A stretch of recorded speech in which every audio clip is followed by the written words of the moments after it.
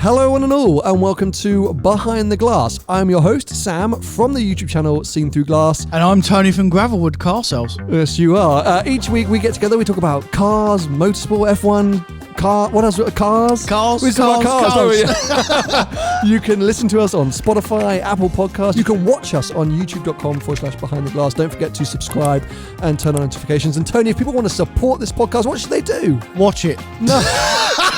But also head to Patreon. You can support us on patreon.com/Behind the Glass. Thanks for tuning in. We hope you enjoyed the episode. A word of warning, everybody. Here we go. I'm a little bit spaced out this morning. It's jet lagged, basically. I guess I am jet lagged. So yesterday, for some reason, I drove from Seville in Spain back here to London. I can tell you're tired because you're a tyre, or you got dressed in the dark. I mean, so hard.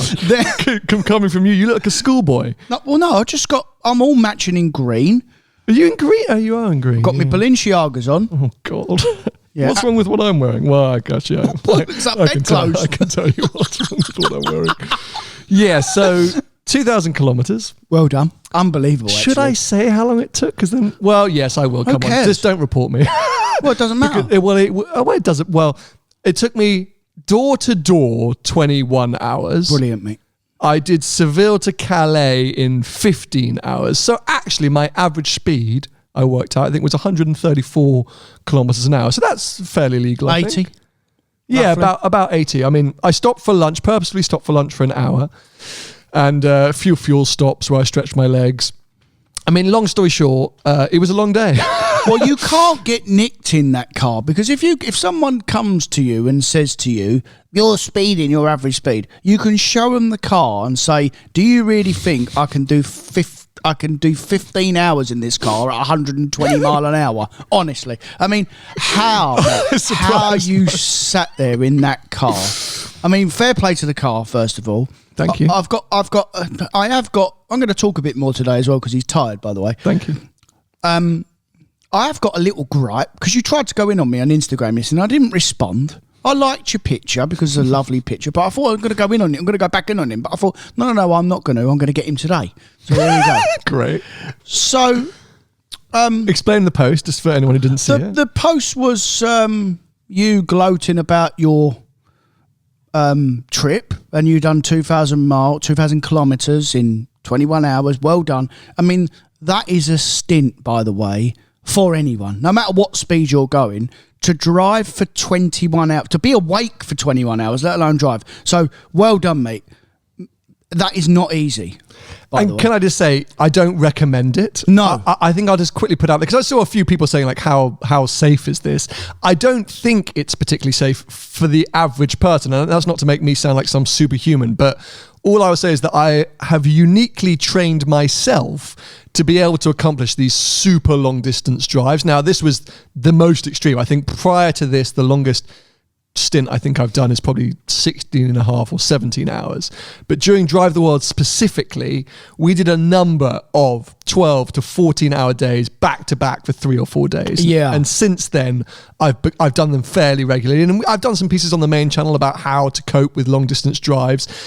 I conditioned myself for this journey. So prior to the drive from Seville back to the UK, I had 2 days on that dreaded ferry. We're going to go into all of this shortly. And I literally slept the entire time because I knew that I was going to attempt this long drive. So starting at 4 a.m. or 5 a.m. local time in Spain, I was incredibly well rested by that point. And the shocking bit of information for anyone who knows me or listens to this podcast regularly or watches the main channel regularly is I had 1 cup of coffee yesterday. Unbelievable. 1 cup of coffee. And I got to the Eurotunnel buzzing with adrenaline. So I don't recommend, if you're not used to doing big drives, and even if you are, it's probably not a very advisable thing to do. We'll get into the reasons as to why I did it, etc., later. But just wanted to clarify that. But anyway, so Tony, yes, I do this post. I'm at the Eurotunnel. I've done 2,000 kilometers a day. My car's been fantastic. And then you go in on me. you, and it's not just going. You didn't just put Tony. You tag me, so you make sure that I see the post. It's like, yes, I've done 2,000 kilometers in my car. If I'd done 2,000 kilometers in a modern car, I wouldn't even bother telling you. First of all, secondly, you contradict yourself slightly because before you gone in on me, you praise the people that have maintained your car. AV engineering. Rigorously maintained your car. Now, my point to you is that as a full overhaul, basically before it goes anywhere, it's going to have one in a minute now, because you're going to double check. When you go in a modern car, you just turn the thing on.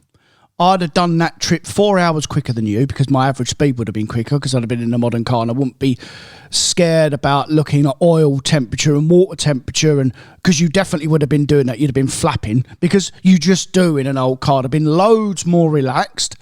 I'd have been in a more comfortable place. I'd have had a lovely stereo. I'd have had my air conditioning just so. Would you have used cruise control? No. On a 21-hour day? No. Because I know you're anti-cruise control. You wouldn't. Don't lose it. No, okay. Not interested. I would have occupied myself through the ambience of the vehicle, as in the nice screens and the nice comfortable Should leather. pay attention to the road. I'd be paying complete attention to the road. I've got nice leather, by the way. It's Connolly leather. Only because you've had it all. Again, you've had it all done. No, that's the original Connolly leather from the factory. But you've had it done. It looks lovely. I haven't touched the leather. The interior's not been touched. It's completely original. A new steering wheel, then. Oh yes, okay. There you go. And your door card's done. Nope. Really? Nope. So what did you have? Someone done something to that car inside? No. Oh, before the trip, the carpet, the floor mat the pin for the floor mat had come loose, so I got it re-screwed in. Anyway, what I'm saying to you is, well done. I'm not going to give the car any credit because I would expect a car to do that. Essentially, I also expect your car to do it as well, because as we've said before, and I've driven your car and it's still very tight. It's done 46,000 miles now. It's still very tight, but I go back to it.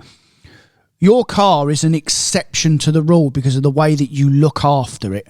That's what I'm saying. If you just got in any old pile of poo 360, that's not doing that trip, mate. That is definitely going to break. So, but if you're in a modern car, you wouldn't even have to check it. And here's another thing for you as well. If it breaks down, which is unlikely, but if it does, you ring the assist people. They come and get the car. They give you another car. You still go home. You're still at the side of the road in your car. No, I'm not, because I have Ferrari cover, European cover. Oh, you have Ferrari European, but did they give you another car? I don't know. No, but on a modern car, it depends on your breakdown coverage. Not if it's got manufacturer's warranty. Okay, okay, fine. But that's a modern car. Okay. But anyway, mate. No. The main thing is, thank you. Well done. Thank you. For you. Yes. I'm not praising the car. Okay. The car looks like it's had a crash anyway. I mean, look atrocious this morning. I have never seen my car look worse. I struggle to look at my car. Not only is it spattered in bugs and flies and God knows what, there's brake dust all over the wheels. There's dirty watermarks from when you do the windscreen wash at fuel stop. I mean, that thing is just hideous. Yeah. So it's going straight to the detailers after this because I really just hate PPF. Yeah. I did PPF my car, and actually, you know what? I say I hate PPF. It has ended up saving me on a couple of occasions, including the ferry, which, as I say, we're going to come back to in a second. Bear with me. But the thing I hate about PPF is if you do what I just did, do a long drive and you get covered in bug splatter, which happens if you drive through Europe, you have to wash the car as quickly as possible, otherwise it stains the material. And then you end up with this kind of odd looking stains on. And that's what's going to happen with my car, because I was a long day, it was super hot, so it'll be baked in, and even now I'm going straight to the detailers. He'll do a great job, but they won't be able to rescue that. No. So now I'm going to have a stained PPF, which is going to be a disaster. Well, it's going to come off. Yeah. I think after our next adventure, or at least at the end of the year, it's going to come off, because... Does you nothing. The reason I tagged you in that post is because I knew if I didn't tag you, if I'd just done a celebratory post. I was going in on you. Yes. I was doing an M&M and getting ahead of the abuse. As I was drafting this post, like buzzing with adrenaline, going, oh my God, I can't believe I've achieved this trip. It was a 3,500 mile round trip. Unbelievable, mate. Ferries, incredible roads, long drives, baking heat. I drove through a heat wave in Spain. Yeah. And as I was typing, I thought, oh, Tony's going to ruin my day. He's going to come in the comments section. He's going to say something. So I thought, you know what, I'm going to attack it front on. I'm going to get him. And I'm going to tag you and be like, don't listen to the naysayers like Tony. Get out in your old classics. You know, I had to Google naysayers. I didn't know what it meant. Learn something new every day, mate. Yeah. But yes, look, you are completely right. I have to endlessly thank AV Engineering, the genius that is Aldous and Ed, who maintain my car in a way that I don't think many mechanics, garages, independent service centers even maintain. Ferrari, That's what I mean. Like the level of attention and detail that they do to all the cars that come into their shop, but especially mine, is to another level. And I, to be fair, I do see them doing it on all their customers' cars, but it means that I have this complete reassurance, confidence in the car that it is rock solid. And if anything ever goes wrong, you're right, it goes straight off to them and they sort it out. And that's exactly what's going to happen tomorrow. It's going back down there for a complete sort of overview rehaul to check everything and prepare it for its next ventures. I have the luxury that I've got them to rely on. Yeah. And without them, would I have the same confidence? Would I have the same experience? Maybe not. Yeah. There are other incredible independent Ferrari service or specialists out there. But I do think in my situation, you know, that they allow me to do these big adventures and trips. So you're right in that sense. But also, you and Paul like to give me in that car a load of crap. I don't know how Paul should give you crap. I mean, he has worse stuff than you. Is he joking? But you both do like to wind me up about that car. Yeah. And it is an achievement for a 20-year-old Ferrari, 3,500 mile round trip. It is an achievement. It is an achievement, but it's a better achievement for you. Sure. No, specifically yesterday, the 21-hour drive. Yeah. So, look, if you haven't been following me on Instagram, if you don't know what we're talking about, you don't know why I was driving from Spain back to the UK, I returned to Tenerife 6 years after I went there for the McLaren 570 GT launch with Seb Delaney, Shmi 150, JWW. I always struggle to say James's channel. JWW. Well, just say James. James, fine, there you go. I guess everyone knows who I'm talking about. But so 6 years on from the epic volcano sunrise video. Hopefully you've all seen it. It was, what I think one of my favorite videos I've ever made, one of the best automotive experiences I've ever had. Essentially, whilst we were there, some of the McLaren engineers said, you know, if you wake up really early, you can actually drive up to the top of this volcano on Tenerife and you can get above the clouds and it's an epic sunrise. And I was like, well, I'm going to do that. So I woke up Seb and we went off in these two McLarens and we just witnessed this unbelievable sunrise and this amazing dawn drive down this volcano. You didn't actually wake up Seb either, did you? He wouldn't have been asleep, mate. He'd have still been out for the night before. Surprisingly, because we were there on a press trip, he was actually asleep. I did actually. Amazing. So how'd you wake him up then? Because he's probably bashing the door. I'll show you the video afterwards. It's hilarious when he opens the door. And I've always wanted to go back there. I've always wanted to recreate it. But because of how tricky it is to get there, how long it takes to get there, I've never really been able to find the time or justify going there. Because it's an 8-day round trip. It's 4 days to get there and 4 days to get back. But this year, now that, COVID's not behind us, but now the world's opening up once again. And with my sort of aim to celebrate the 360's 20th birthday, I was like, this is the time. This is the time to go. So I set off end of last week, 2 days to get down to the south of Spain, because that's where the ferry leaves from. You actually have two options. You can go from Cadiz or Huelva. Anyway, my Spanish, is that Spain? My Spanish is awful. Right. Yeah, basically near Seville. Both of them are kind of near Seville or Malaga kind of area. So yeah, drove London to Bilbao, super boring drive, and then Bilbao down to the south of Spain, through a heat wave. It was like 42 degrees. Yeah, hot, yeah. Oh my God. And maybe this is being a bit naive, and sometimes my mechanical knowledge of cars is not great. I freely admit that all the time. But I was assuming driving a car in those temperatures has its inherent risks, right? Okay, maybe not a modern car. No, but the car will be hotter. Tyres, engine temps, brakes, everything. Yeah. Okay, good, because I decided against doing some spirited driving at one stage because everything was so hot. And a few of the drivers in that part of Spain are a little bit crazy. And I just thought, I've got a long journey ahead of me. I don't want to put additional stress onto the cars. So I basically had 2 boring days driving down to the south of Spain. Yeah, and your car 20 years ago would have been tested for all that, mate. It would have been tested for really hot weather and really cold weather. It's just that probably not as rigorous as what they do now. Yeah, especially by the Italians. Especially, yeah. It's the hot day. Yeah, so it's 1 o'clock. Let's go to sleep. Yeah. Anyway, so I was supposed to be getting the ferry at 1 o'clock in the morning from the south of Spain. And I get a text or an email from the company saying, oh, we've delayed your ferry until 8:30 the next morning. No. So I'm like, oh, that's a ball ache. So I had to book another extra hotel room, because I wasn't just going to sleep in the car for 7 hours. So I booked an extra hotel room. And anyway, I off to the ferry port I go, and they tell me in the email, you got to get there at like 5, 6 a.m. to board. So I get there at 6 o'clock. We ended up sitting in the ferry port for, mate, like 4 hours. Oh, no. Waiting. At this point, I'm getting so tired, I'm getting so fed up. Finally get onto the ferry, or get asked to board the ferry at about 9 a.m., 9:30, something like that. And I knew that getting on and off the ferry would be interesting-ish because of the ramps, but I handled the first couple super easily. Really good. Bit of an angle, totally fine. Well done, mate. Then when I'm on the ferry, I'm climbing up inside, and I suddenly see that they're sending me up to the top. And mate, the ramp to the top is like 45 degrees. But why did you say, you should just say I'm not going up there? So I agree, with the lorries. I agree, but I'm an idiot and I aim to please. So it's, this time I'm tired, I'm fed up. There's no one around. There's all these cones, and it's the one thing is go up to the top. So I'm like, oh, right, here we go. And this point I just want to get on the ferry. So I try and angle it. I hear the bottom scrape. And no. I'm like, it's a car. Whatever. Like, crashed again. Up the top I get, and I'm like, oh, it's open up here. And I'm thinking, that can't be great.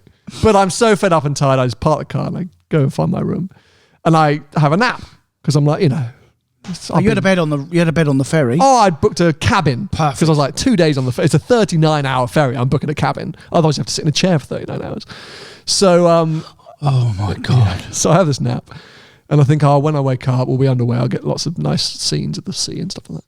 And I wake up and off I go. And the boat's kind of rocking. I'm like, go upstairs. We haven't left.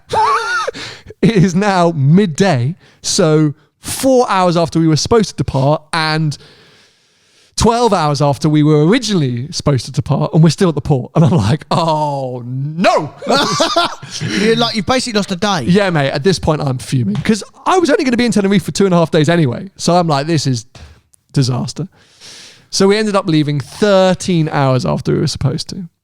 The car, all I'm thinking of for the next 2 days on this awful ferry is, how am I going to get my car down? Because if it scraped going up, I'm just going to go just nosedive into the concrete on the way out. God. So that's what I'm thinking. I've seen the waves splash over my car, cover it in sea salt and things like that. The waves, sorry.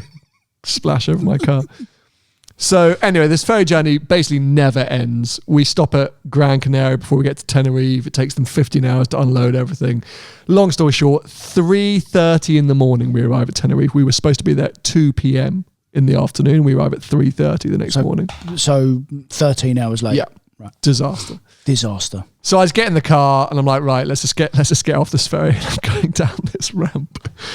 And as I get to the bottom, I'm like, I've got to try and give this some kind of angle. Otherwise, I'm literally ripping off my front bumper.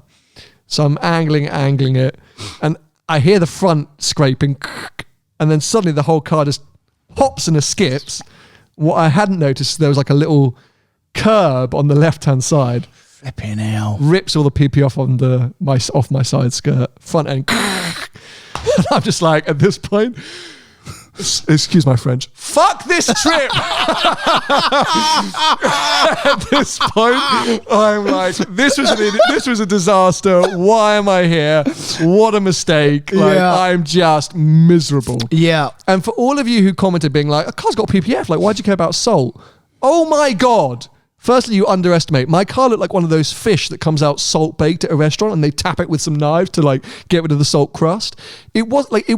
And that affects PPF. This is aggressive salt that firstly can shrink and corrode PPF. But also, it's a Ferrari. It's not completely sealed. It's got open holes. Like the engine cover has huge holes where the exhaust, like the brake components, the suspension, everything was just caked in salt. So it's an old Ferrari. It's an old Ferrari. Just being like, oh, it's got PPF. PPF does not solve the world's issues, people. No, like, it doesn't. No. It is purely there to, well, as we saw, save yourself when you make stupid, idiotic mistakes and go to the top deck of a ferry from scratching the paint on the sort of side of a curb or, you know, or stone chips or whatever. But that's it. It doesn't do anything else. Well, I've had PPF on cars before and got stone chips. It's gone through the PPF and I've still had to paint the car. Yeah. So you take so it does protect it, but it's not bomb-proof. Exactly. You know what I mean? That's the perfect. It's not bomb-proof. It's perfect for what I'm doing this year, and it has saved me. You know, so it 100% has saved me. So big shout out to MBN and how they applied that PPF, because it would have scratched the paint otherwise coming off that ferry.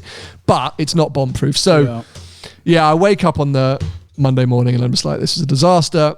Head out, find a local detailer, amazing G-Technic accredited detailer. They are fantastic. The guy spends about 10 minutes chatting with his team, working out how to attack the salt, what to do, make the car look perfect again. I text AV Engineering. I'm like, this is what's happened. They're like, do not stress. You're fine. Bring the car to us afterwards. You got no problems. I then have 2.5 incredible days on Tenerife. Time of my life. Mate, that place. Firstly, I do still say I think it's the greatest driving road in the world. I genuinely believe it's the greatest driving road in the world. Fair enough. I'll send you the video after this because it goes live later today. You haven't seen it. I've included a lot of raw driving footage, so I've tried to change my editing style slightly and just because the road deserved it. So I've included. It genuinely is, I think, the best driving road in the world. And but can we go then? But I'm going to fly over there. Yes. Okay. So and send the car. I discovered there's a huge car community there, dude. Someone's got an F50 there. Have they? There's an SVJ, there's 720S. Like, there's a huge car community. How long does it take you to drive around there? Can you spend, is it 2 or 3 days? This is what I was chatting to. I met some local guys, some very nice local guys, and we were chatting, and they said, actually, there are a lot more roads than you realise. I was basically doing the same road every day for the filming, so behind the scenes of the YouTube video, it should all look like one day. I spent 2.5 days filming that particular road, went up multiple times. Basically spent, the full 2 days filming it. Apparently there's lots of other roads that you can do. So I think you could spend a week there and do 2 or 3 days full driving and, and have a good time. Yeah. But you've got to do it all in the morning. Okay. That's the key, is to do it all in the morning. But it gets busy. It gets busy with tourist traffic. Right. So what they all said is, there's companies that will bring the cars across and you fly in and then spend 2 days driving. Yeah. That's the only way to do it, mate. And that's what we should do. But yeah, absolutely amazing. And then, long story short, after those couple of days, I had to return. And it was such a short trip because tomorrow I'm off to Canada. I know. It's a mental time of year. Yeah. It's a mental time of year. So that's why I was rushing back. I had to be here today to do this podcast. Yeah. I got some committed. Very committed. It's Sunday morning, by the way. Sunday morning. I've got some work to do. There's a Grand Prix. Like, lots of things had to happen today before I then fly to Canada tomorrow, including getting the car down to AV Engineering, etc. So basically, on the return journey, I was supposed to get in. Oh, this is so boring. I was supposed to get in on the Friday afternoon. That would give me a day and a half to drive back. They delayed the ferry again. Oh, no. So I got into Spain at midnight or 1 a.m. on Friday night. That's why I had to do the full drive on Saturday, because I had to be back today. That's the long story short. Oh, right. So I wasn't supposed to. It was supposed to be a day and a half. It's still a long drive, but I was supposed to arrive at Friday early afternoon, get cracking, make my way to the north of Spain, and then stay somewhere in Bilbao or something like that, and then do the main drive on Saturday. But when they delayed the ferry, I was like, I'm gonna have to do the 1 day drive. So that's why I ended up doing this insane journey. And I said I don't really recommend it, and it was a bit ridiculous, but I needed to do it ahead of this trip. Yeah. So yeah, amazing trip, amazing adventure. Hopefully you've now seen that main channel video, the two videos of that journey. Please go and check them out if you didn't. As I mentioned, the 360 is now off to AV Engineering for a checkup ahead of its next adventure, which I guess we've got some news about. Now, I did speak about this earlier in the year. The next adventure is the Mille Miglia, the Ferrari tribute. I mean, if you don't know about Mille Miglia, who are you? Why are you listening to this podcast? Who are you? One of the most iconic and heralded road rallies ever to take place. Yeah. And Ferrari, it's actually not the Ferrari factory that organised this, but they rubber stamp it. there's a Ferrari tribute event, which basically follows the exact same course. And anyway, I'm doing it in the 360. It's all confirmed. And I've got a co-driver. It's me. Tony. This could be... I'm coming. This could be the single biggest mistake I have ever made. I mean... But we got to go slowly, haven't we? Okay, so firstly, let's just say... We have no idea what we're doing. I did it 3 or 4 years ago as a support car. So I didn't do any of the competition stuff. No. I have no idea what's actually involved. In my mind, I'm like, oh, cool. Like, we're just going to drive around Italy. It's so complicated.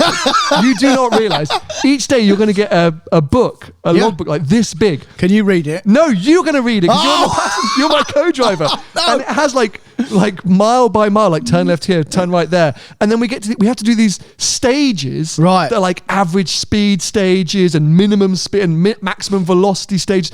I don't know any of it. You'll be fine, mate. No. Will we? Yes, we will. Are we going to be competitive? We better be. Do you want us to do I want to win. Oh, do you? Mate, are you joking? I was just going to have a laugh. No. Oh, well, then we need to read up and figure out how. No, we're not going there just to be a number. We're going in. Oh, really? I think so, mate. I mean, Okay. What is wrong with you? Well, mate, I guess I genuinely, I don't think you understand. Well, I don't need to understand. No, you I am do. Not No, entering nothing No.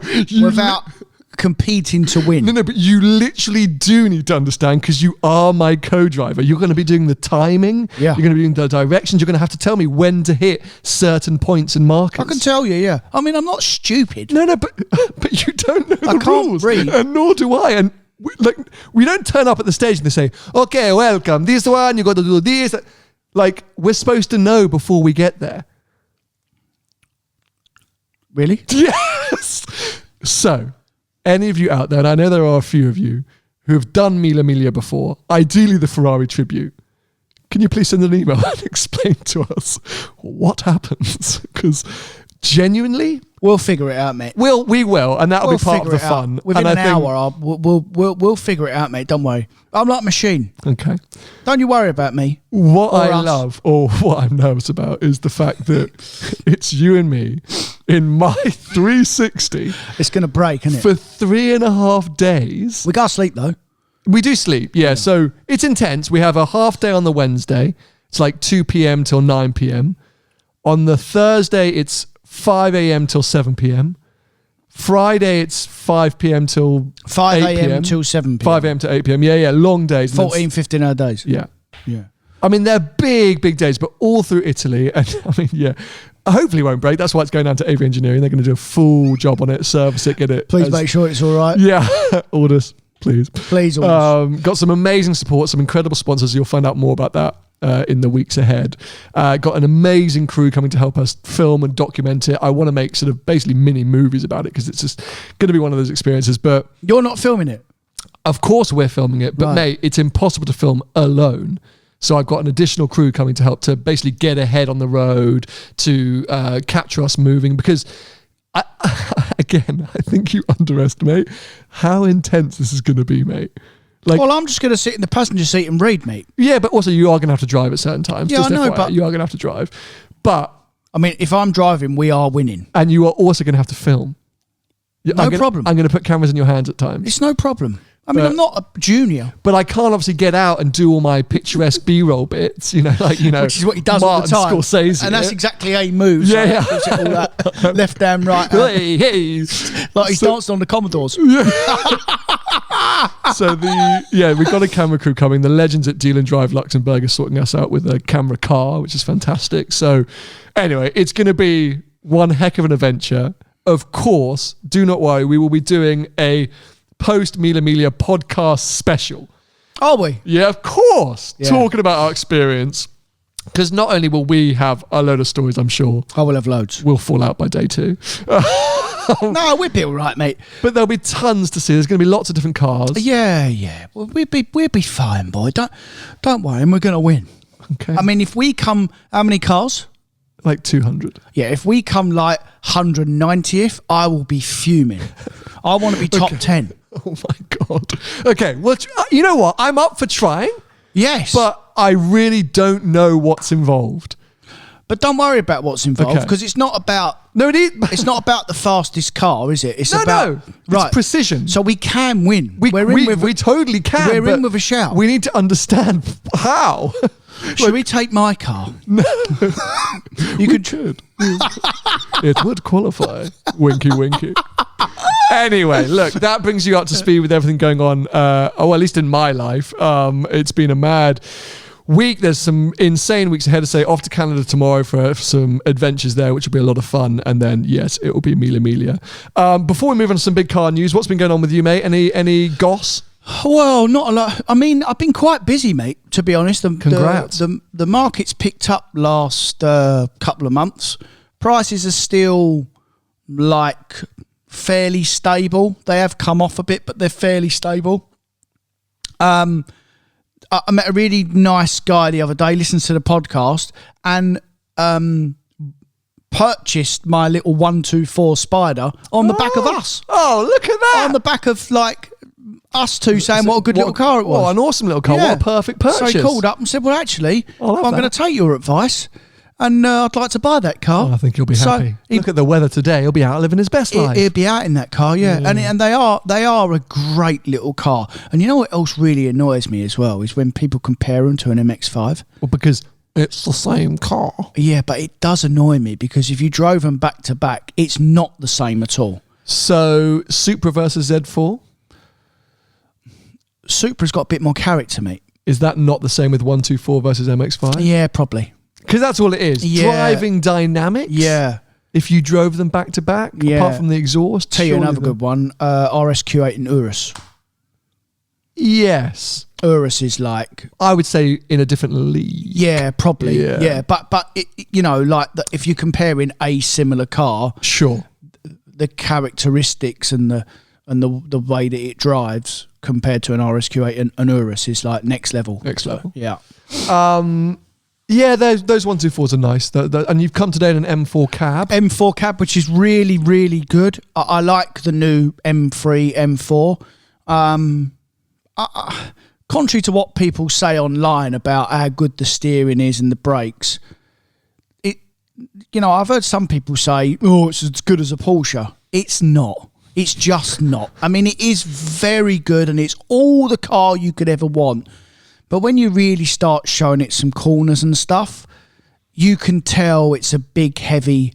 It is a sports car, but it's not like Porsche or Ferrari level. When some people have really talked that car up, and it is really, really very good and really good to drive. And mine's the X-Drive car as well because it's a convertible, so it's an X-Drive car. But you really can. It's heavy, mate. You really can... Some people might not be able to tell, but I can tell. You can tell it's a heavy car. Tell, mate. And for anyone that's never really driven a supercar or a GT Porsche, but they've got an M4 or they've got a C63 and they think, it's not that much difference. Let me tell you, it is. Depending on your driving capabilities, the levels between the two cars, they are literally night and day. It's night and day. And mainly in the corners, or you think just throughout? The sharpness, the brakes, the corners, the weight, it all and it depends how you drive and depends on what you do in a car and your capabilities as a person, because some people drive supercars where they only drive them fast in a straight line and they brake like 3 hours before they should. And Sure. They just turn around and that's fine, no problem. And then you get in an M car and you do the same thing and you feel, it's not that much difference. But if you drove them both flat out, then that's when you really tell the difference. And there is for me, there's a huge difference. Yeah, that's for me, it always shows up in corners. Like in a Bentley Continental, one of my favourite Grand Tourers, favourite cars in general.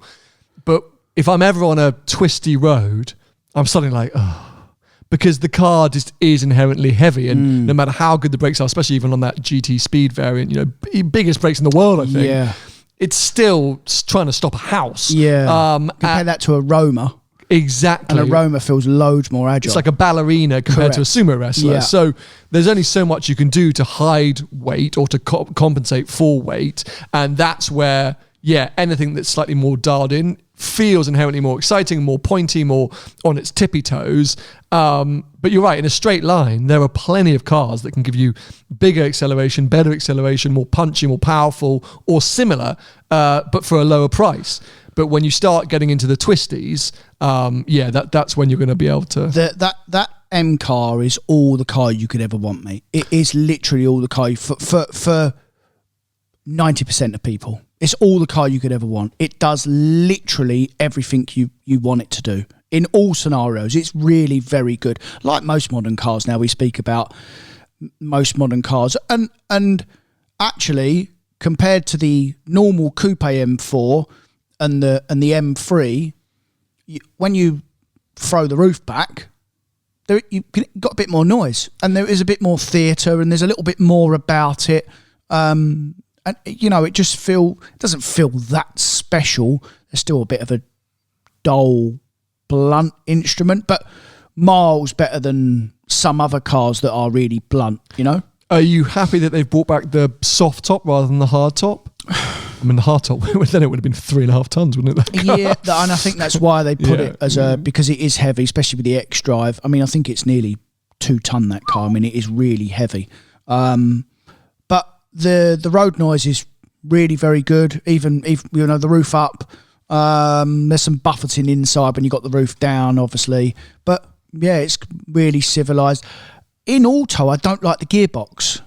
Oh really? No, it's thinking too much, is it? Yeah, it's 8-speed, mate, and it goes up and down the gears. Yeah, so if you like half put the foot on the throttle, it just kicks down 2 gears. Really? I don't like. So then I have to drive it in manual, So, but I don't really like driving it in manual. Like it's not sporty enough for you, because correct. When you're in the GT4, you said I only drive it in manual. Yeah. So I drive the BMW mostly in auto, because it's not like, you're right, it's not dialed enough. Well, the potential solution is, of course, new CSL just got unveiled, didn't it? M4 CSL. Yeah. Now, I don't know too much about this because it all happened kind of when I was on the road, so I pulled up the link here. It's a CarWow article. That's a great segue, by the way. We didn't even know we was going to do that. I did.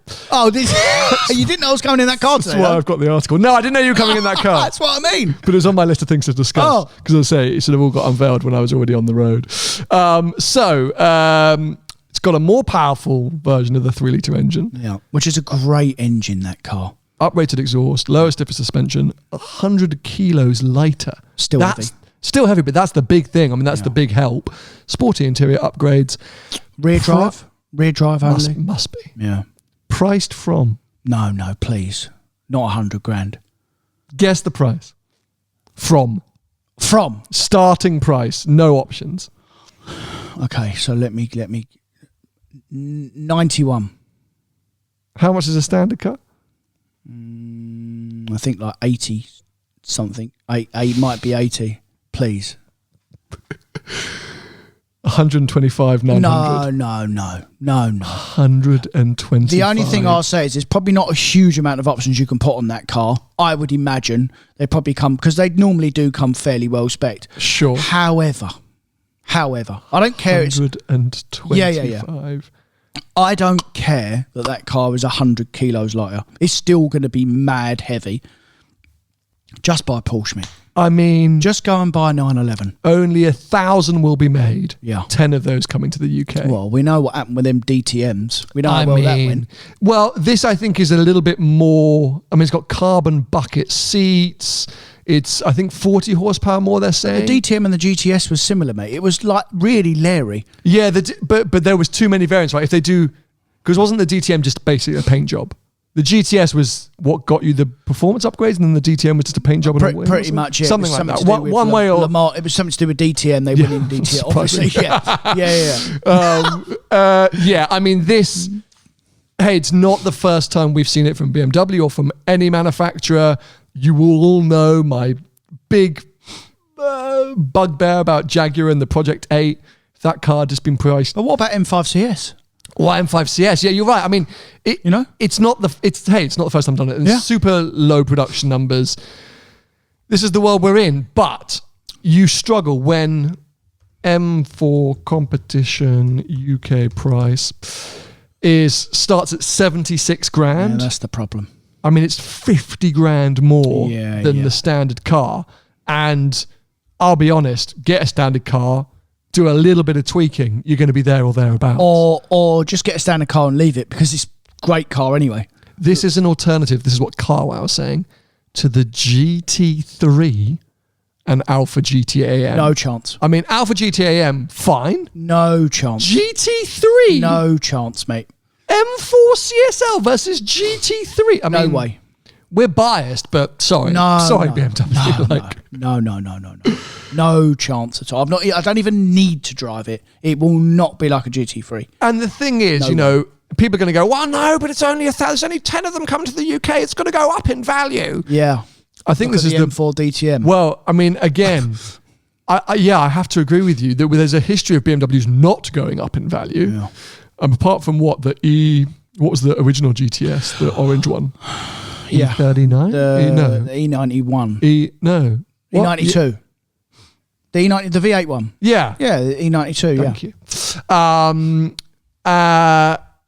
Apart from really that, someone's going to yell at me and tell me some other options or some other cars that have gone up. There's not a history of these cars doing particularly well, or there being a big market for them. It hasn't received a huge amount of praise since its unveiling. I don't know. I think you've got to be a real BMW obsessive to be forking out that kind of cash on this car. Yeah. And again, we are still in an odd market where, like we were speaking the other day, that Range Rovers are 40,000 quid over list, So, when that M4 DTM, the previous model, come out, they really wasn't list or over list for really very long at all. And there was minimal amount of them. And then they had a big poo. This car might be slightly different because of the market at the moment, and people will just buy them and put them up at stupid money. But they will recalibrate themselves, mate. They will find their feet. And it's the same with that M5 CS. Someone rang me up the other day and wanted, as a used car, 20 grand over list for one. And I said to him, like, are you okay? But there's going to be a hang on, isn't there, for a while now between where the market's actually at or where it's going, and people that either bought high or are clinging on to the fact that they might be able to sell their cars high. And that means that people are going to get kicked in the balls a few times. And also it's going to sort of stagger the market slightly because, let's say there's this kind of thing, market's really hot right now. Yeah, stuff's trading insane. Yeah. Let's flip my car. When actually reality is, as you and I've spoken to very people, Alexander's Prestige, guys at Baytree, like lots of different people, market is definitely softening slightly. That intense demand isn't there. But what you should do is you should not listen to us because we don't know what we're talking about. I think you should go on Auto Trader and you can... No, come on. I'm going to step in here. Tony got into another one of his famous social media arguments over the weekend, where I do think, firstly, you get wound up easily, but you also like to wind up other people easily. Yeah, I do, yeah. I think someone had come in and basically was saying that they'd been keeping their eyes on Auto Trader and had seen a few different trends, and you felt like they were sort of teaching you to suck eggs and were telling you about the market. It's like a little bit like when I moan and complain about YouTube and say, algorithms screwing me or whatever, and then people come and say, well, yeah, but your videos are shit. or they come in and say, you got to title this, you got to put this thumbnail. Yeah. And look, I come at it from like, I appreciate you're just kind of trying to give your perspective, or you're probably trying to help, but actually I don't literally sit there and go, well, mate, I think you're shit at being a postman because you just keep dropping, yes, it depends. As I say, I do think sometimes you're overly defensive. Maybe, but there is nothing, I'm not being big-headed, but please, there is nothing that social media can tell me about my job. Okay, that is it, and that's not the defensive thing. Is that I welcome all your comments, and we spoke about it before privately. We rarely reply for this reason because people try to go in on us. So I don't reply on comments. I know you do, but I don't. Some very occasionally I do, but in general I don't because I'm not justifying myself, but. Without sounding rude or disrespectful, which I'm not, there is nothing you can tell me about my job from an outside person looking in, because there is so many different aspects to how we value cars, how we gain information. It's our job. I do it every single day. It's not done through Auto Trader, how you're looking. There's lots of different aspects of how a car is valued and how a motor dealer runs. And you can't tell me otherwise, because it's my job. And I'd like to think I'm fairly successful in what I do. I'm fairly knowledgeable in what I do. It doesn't upset me, but it just like...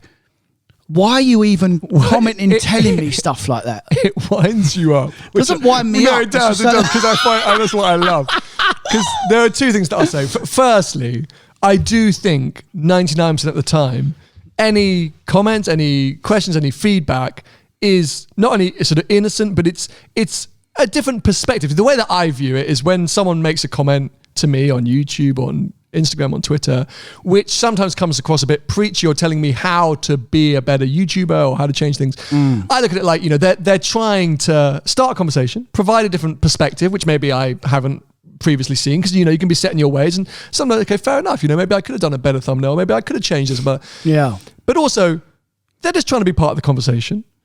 They don't always understand it. So, as I say, I might make a point that they come in with a view or an angle, and without them having the knowledge, they believe that to be true. And I'm like, fair enough. Thanks for the feedback. Whereas, your immediate reaction is, shut up. Well, not quite. I mean, I try to educate people, and there's, we spoke about it many times on this podcast, and I'm very open with how I can't tell you everything, obviously, because why should I? But I'm fairly open with how the motor trade works. And like, please don't teach me how to suck eggs. You know what I mean? Like that is fair enough. But I think at the same time, it's about the biggest problem with social media and digital media is you cannot interpret a tone of voice. Correct. And you cannot understand someone's phrasing and phraseology. And so I always try and think about that when I'm reading someone's comments or when I'm responding. And so, as you all know, as loyal behind the glass listeners, Tony is blunt and to the point. And it's what I think we all love about him. And there's absolutely no grey area with Tony. He says it like it is, in his view, in his opinion, as I know, and a lot of you know. Sometimes he's wrong. But very rarely. Very rarely. But at least he's true to himself. But therefore, on social media, that can come across, I think, sometimes as different ways. So I'm not defending anyone in this situation. I don't want you to change, Tony. You are who you are. I applaud you for it. I think our audience love you for it. But at the same time, that poor individual who was trying to have probably an interesting conversation with you about the industry and the way in the market, probably got his head bit off. Maybe he was being a bit preachy to someone who does this for a living. Fine. But my advice as someone who's in social media, next time, just go, good point, thanks, mate. No. I'm just not going to engage, okay, because every time I do engage online, there's an argument. Yeah. The times that I engage online, if it's Instagram or Twitter or you have a fight. I have a fight. Yeah. So it's why I don't engage. I don't reply to any DMs unless I know someone. I don't even look at my DMs anymore, because it is a fight. Do you know what I mean? And I'm not interested. And do you know what as well? This is not just social media. This is the general public, and in general, everyone thinks they're a motor dealer. Everyone thinks they can do my job. Sure. And no problem. If that's what you think, fair play. Go and get yourself some money. Good luck with that, by the way, because that's not as easy as it sounds. And off you go. Yeah. Don't preach to me and try and tell me how to do something that I do for a living. I know nothing about computers. I'm not going into an IT office and say, why are you doing it like that? Don't do it like that. I think you should do it like that. And then not have any substance to back it up. That's what I'm saying. Like, stop it. You can't tell me anything, so that's that. End of. Finished. Anyway, there has been a few other new car reveals over the last weeks or so. I'm just scamming through. We had the convertible version of the MC20, which they gave like a special name to it. I like the look of that car. Do you? Yeah. And I saw people trying to compare it to like a Ford GT. No, I think you saw Shammy Autopap do this. No, it wasn't him. I think someone went in on him. Ah, okay, go on. And said like, why would you spend all that money on a Ford GT? Just get one of them. And he quite rightly said that Ford GT is not going to lose any money. I think what he was saying was when they revealed the MC20 Convertible, which I'm trying to find the specific name of, he would pick an Emira because it's a 250 grand car. I'd have a Cayman. So he was saying, fine. So his point being a cheaper car and a cottage, I think is what he was saying. Yeah.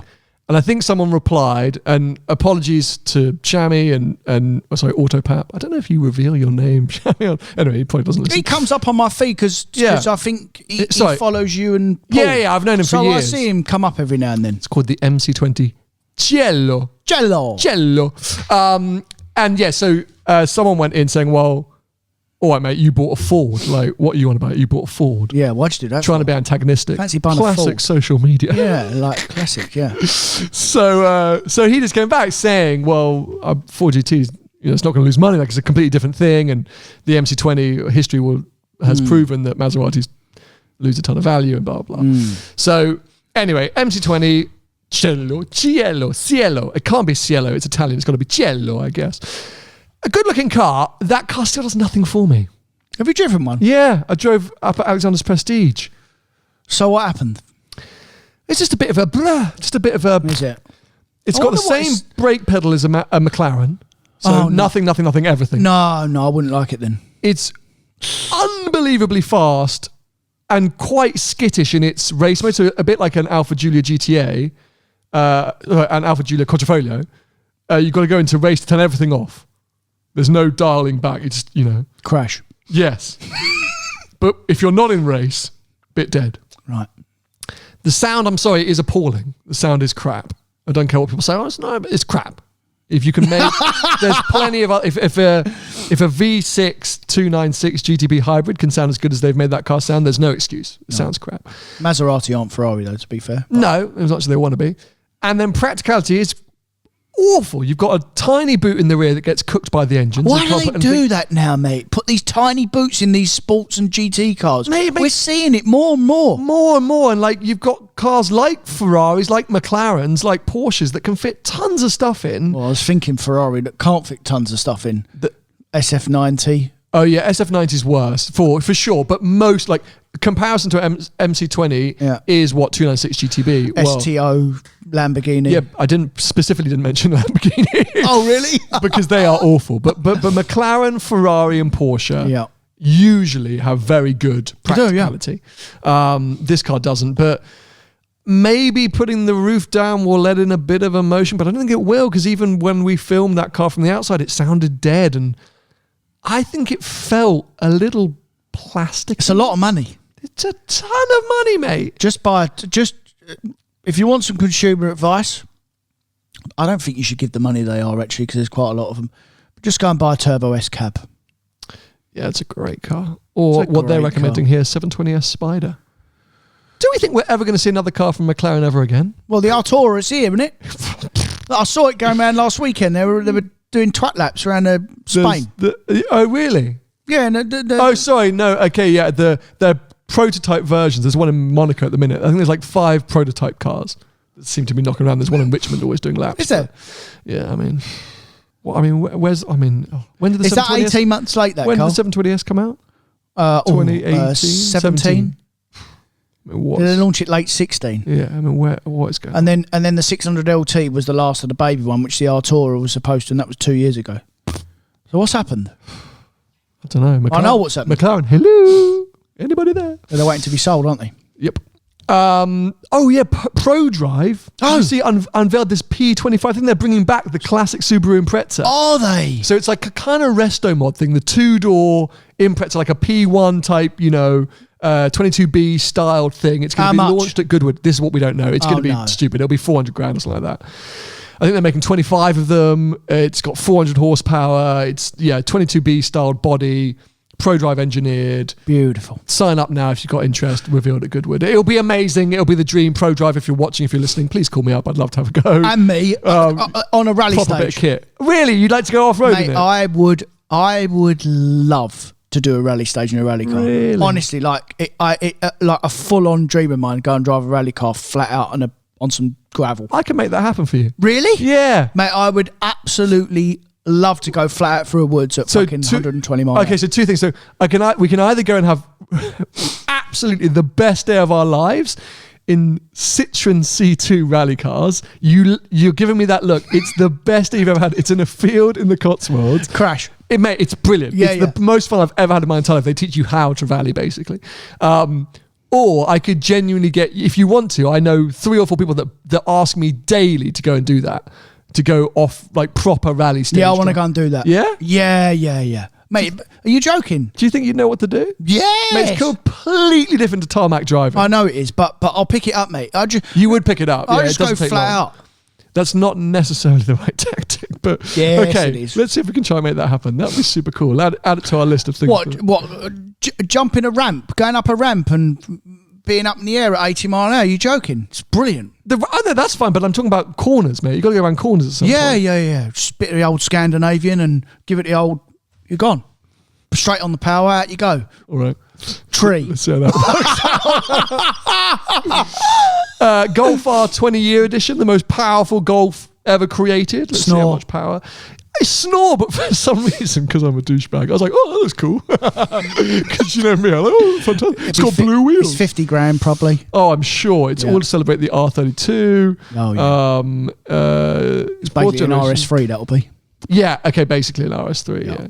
22 horsepower, more powerful. Yeah. I like it. There was M3, M4 limited Yada edition models, which, I mean, with the CSL, God knows what that's all about. And there was something else which launched quickly. Well, they got to do something BMW, because normally what they do BMW is that they'll launch the entry M4, which they haven't done this time, and then there'll be a competition a year or 18 months later. But now they've gone straight competition. Yeah. So they've got to do something. But there is, in Europe, you can get the non-competition, can't you? No idea. In the US, yeah. No I think it's idea. only in the UK we're getting competition only. Because that's who everyone buys. Remember we talked about the Ranger Raptor and the new looks that were F-150 style. Love it. It's getting the big V6. 57 grand. I would like... Do you know what I would like to do? Go on. And I would genuinely do it. And I am going to do it one day. I'm going to go to America. I'm going to buy one of them Raptors in bangers. Mm-hmm. And I'm going to drive it across America. And I'm going to sell it.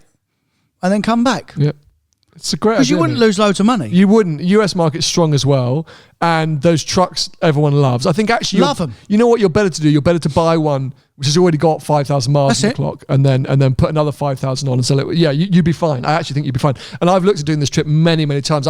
For me, having done Drive the World, it's all about the West Coast. Sorry, East Coast people and South. And anyway, for me, it's like Texas, Utah, Kansas, like left.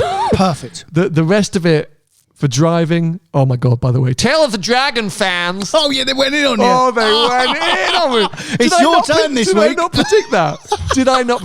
It's the greatest road. You can't blink. Yeah. It's so intense. It's got 122 corners, man. You can't blink. So apart from Tail of the Dragon fans who are now saying, oh my God, it's so much better than the West Coast, I want to go into San Diego, buy something, drive all the way up to Vancouver, across through Wyoming, down through Kansas, into Utah, and then sell the car. Sell it back. Won't lose loads of money. Be fine. Cost you £5,000. Perfect. We make too much money to be having this. We're just going to go buy a car. What? We're dickheads. We're out of touch. And then finally, there was one more car that I wanted to talk about. There's a big topic that's happened in the car world, which we're saving for our first live show. Lots of you have been commenting it. I'm not even going to talk about it right now. I don't know about this. You do, but you've just forgotten. Anyway, if you're coming and go, why haven't you talked about this? We're saving one very big topic for the live show. I think that's it. After probably. I spent half hour going in on you all about your cars. Yes. Because that's coming. I couple of weeks so away. look forward to it. Yeah. And actually, it was well received last week, that podcast about the Rate My Ride thing. And we do all say it in jest. It is just a bit of a laugh, and it's so nice that the people that submitted their cars, they completely get it. Yeah, of course. Which is so good. Like, some people that don't submit their cars, they go, how can you say that about this? But it is just a joke, and it's a bit of a reaction from me. And although I am telling the truth, like, I completely respect these people's cars and the people that own them. Every one man's junk's another man's treasure. It's just my personal reaction. Of course, this is why it's so much fun. Yeah. And but I'm glad people get it. I'm glad people understand that I'm not being rude. Yeah, no, of course. I think that's the whole point of it. And Mr. Spiker 12 has said, yes, I can drive his car. Oh, that's good. His note was, P.S. It is a bit of a handful. So is it? I can't wait. Yeah, it's going to be mega. I don't know what I'm going to do. Probably later in the summer. Go on the track. So you can't bin it. I don't think I know. It bores me, the track. Yeah, but at least if you... I think you can bin it on the track easily. I think you can bin it on the track more than you can bin it on the road. Go to Bedford Autodrome. You can't hit nothing there. It's just an airfield. I'll be all right. Anyway, that brings an end to today's episode. I'm quite amazed that I personally got through it. I need to go lie down and think, have a bit of rest, but I can't because I've got stuff to do. And then, yes, I'm off to Canada tomorrow. Those of you... Well, if you're listening to this episode and you're in Canada, it only really applies if you're in Calgary, because by this point I would have already been through Vancouver and heading through Banff and things like that. But I'll be headed to Calgary at the weekend, so drop me a note if you're in and around the Calgary area. And then I'll be back for a few days before our live show. And then, yes, Tony and I are off to do the... When's our first live show? Not next weekend, the weekend after. 2 weeks. It's the day before we leave for Mila, or the day before I leave for Mila, the week before. Right. So that'll be amazing. Here, yeah. Look forward to it. And actually, I will probably get into this more next week. These are going to be some of the last episodes done here. I'm moving out. We're going. STGHQ is packing up shop for a little bit. So, I think this will be some of the last episodes. Now the world's opened up, I'm here a lot less than I was. This entire space, if you don't know about Duke of London space, is sort of up for redevelopment, and it doesn't necessarily suit my needs right now. We're going to be hopefully moving to something smaller, temporary. I do still want a permanent home for this podcast. Yeah. I would still love something similar to this unit with cars and a place where we can set up a studio, maybe somewhere we can host people. If you're out there and you're a landlord and you have, I don't know what, something that might sound applicable, get in touch. We'd like to buy something. Yeah, I mean, I think there's room for a behind the glass home. Yeah. For sure. So definitely get in touch. But yeah, you might be noticing the background of this podcast change a bit over the next sort of weeks or months whilst we figure ourselves out. But I dropped that bombshell right at the end. We'll talk about it more next week. For now, to get another coffee and crack on with my day. So if you want to follow Tony, he's at Tony Gravelwood Car Sales on most social media platforms. I'm at Seen Through Glass on most social media platforms, and we'll be back with you for another episode next week. Bye-bye. See ya.